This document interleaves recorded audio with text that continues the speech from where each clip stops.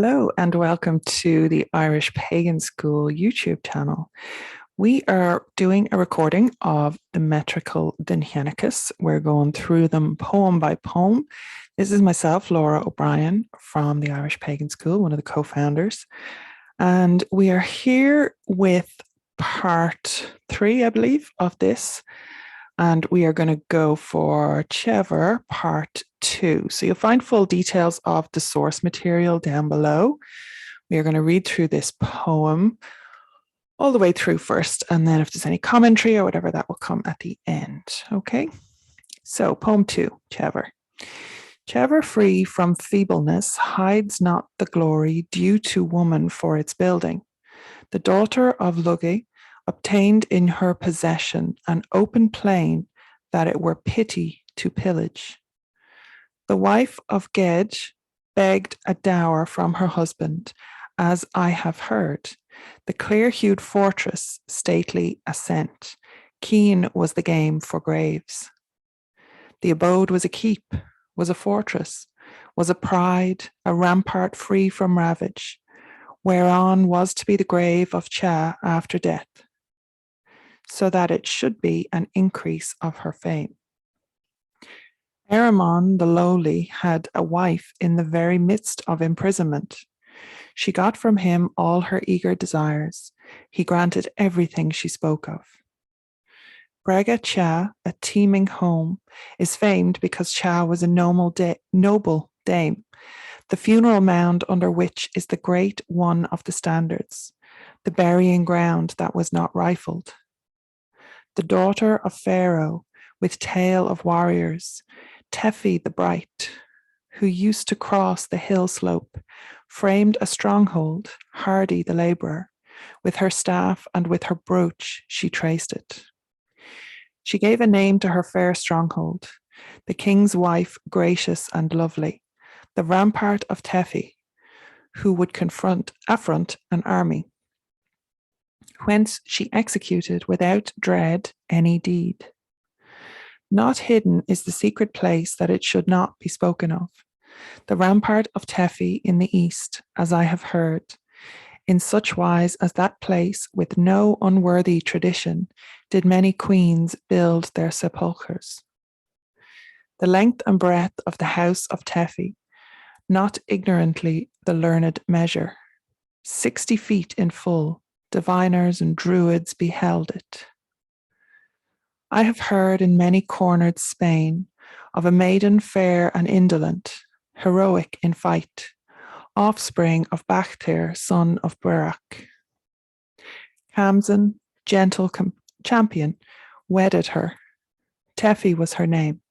From every warrior, ill look to him whom her entombment should wear out. A rath of 60 feet, full measure, was built by them for her concealment.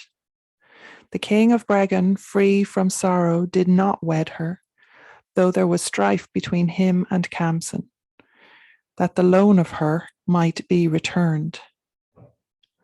Were it for better or for worse, or were she dead?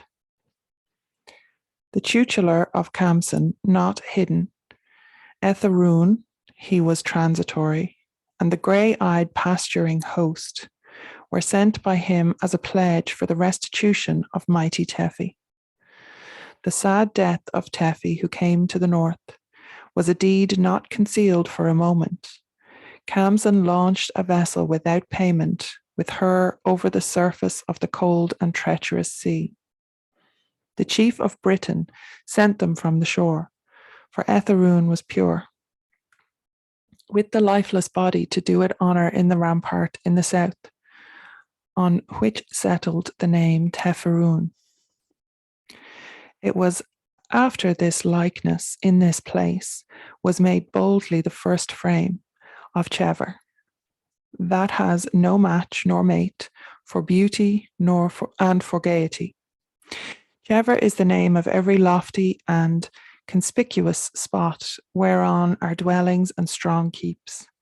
Chever is the name of every peaked and pointed hill except the far-seen Avon. Chever of the Cantred and of the house, without hurry, without frenzy of heroes, was mother of the wealth of every tribe, till the foolish crime destroyed her. It was a shield of lords and chiefs, it was a home of heroes, valiant in fray, Chever free from feebleness and faintness, hides not its glory from womankind.